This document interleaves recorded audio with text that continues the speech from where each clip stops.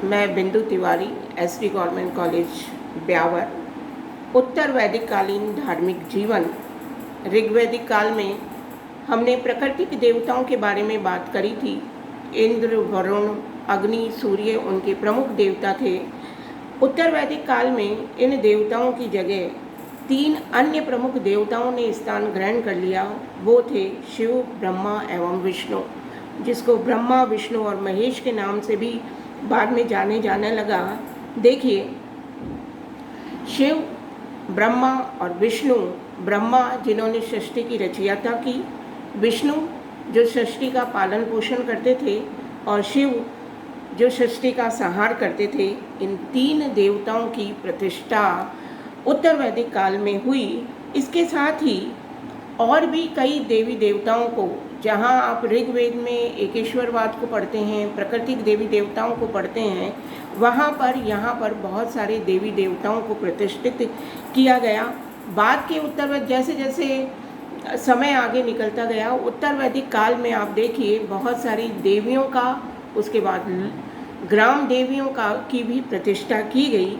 ऋग्वैदिक काल में विष्णु को प्रमुख देवता नहीं था, किंतु उत्तर वैदिक काल में विष्णु प्रमुख देवता हो गया। ब्रह्मा भी प्रमुख देवता हो गए और शिव भी प्रमुख देवता हो गए। इन्हीं तीनों को यज्ञ का स्वामी मानकर आर्यों ने इनकी पूजा प्रारंभ कर दी। यज्ञ तथा ब्राह्मणों का प्रभुत्व उत्तर वैदिक काल में अत्यधिक बढ़ गया। देखिए, ऋग्वैदिक काल में प्रत्येक व्यक्ति स्वयं ही पूजा पाठ करता था। वो प्रकृति में बैठ जाता, प्रकृति के देवी देवताओं को अनुष्ठान करके यज्ञ हवि देकर प्रसन्न करता था। किंतु उत्तर वैदिक काल में ब्राह्मणों का महत्व बढ़ गया। ब्राह्मणों के बिना कोई भी यज्ञ संपन्न नहीं होता था। एक एक यज्ञ कराने के लिए 16 से 17 तक ब्राह्मण उसमें भाग लेते थे। बड़े बड़े यज्ञ किए जाने लगे, जैसे अश्वमेघ यज्ञ, पुरुषमेघ यज्ञ आदि यज्ञ किए जाने लगे। कर्मकांडों का अत्यधिक महत्व बढ़ गया था। इस समय 5 महायज्ञ एवं 3 ऋणों का भी महत्व बढ़ा। 5 महायज्ञ थे। ब्रह्म यज्ञ, इसे ऋषि यज्ञ भी कहते हैं। मनुष्य वेदों का अध्ययन अध्यापन द्वारा अपने प्राचीन ऋषियों के प्रति आदर भावना प्रदर्शित करता है, इसे ब्रह्म यज्ञ कहते हैं। देव यज्ञ में देवताओं के प्रति कृतज्ञ होकर वो हवन यज्ञ करता है। उसमें दूध, दही व अन्य पदार्थों की स्वाहा करके आहुति देता है, उसे देव यज्ञ कहते हैं। पितृ यज्ञ, ये परिवार के जो मृतक सदस्य होते हैं उनके प्रति एक ऋण होता है, उसे वो श्राद्ध और तर्पण करके पूर्ण करता है, इसे पितृ यज्ञ कहा जाता है। मनुष्य यज्ञ, अतिथि जो भी आते हैं उनका स्वागत सत्कार करना, उन्हें दान देना मनुष्य यज्ञ कहलाता था।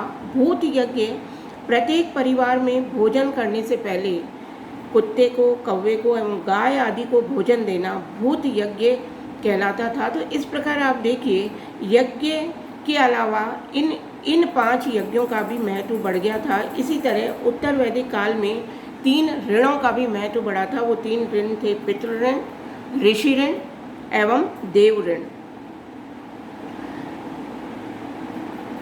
प्रत्येक मनुष्य माता पिता के प्रति जो ऋण होता है, देवताओं के प्रति जो ऋण होता है, ऋषियों के प्रति जो ऋण होता है, उनको वो चुकाता है। उसको हम 3 ऋण कहते हैं।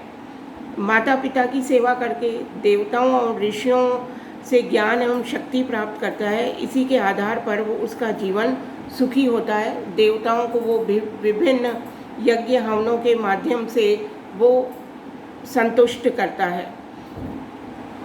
उत्तर वैदिक काल में तप का भी महत्व बढ़ गया था।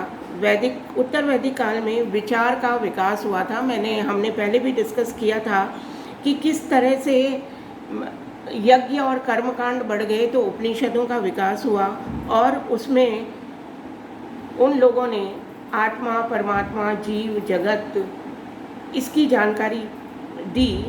तो इस प्रकार हम देखते हैं कि उत्तर वैदिक जो धार्मिक जीवन था वो ऋग्वैदिक धार्मिक जीवन से बिल्कुल भिन्न था।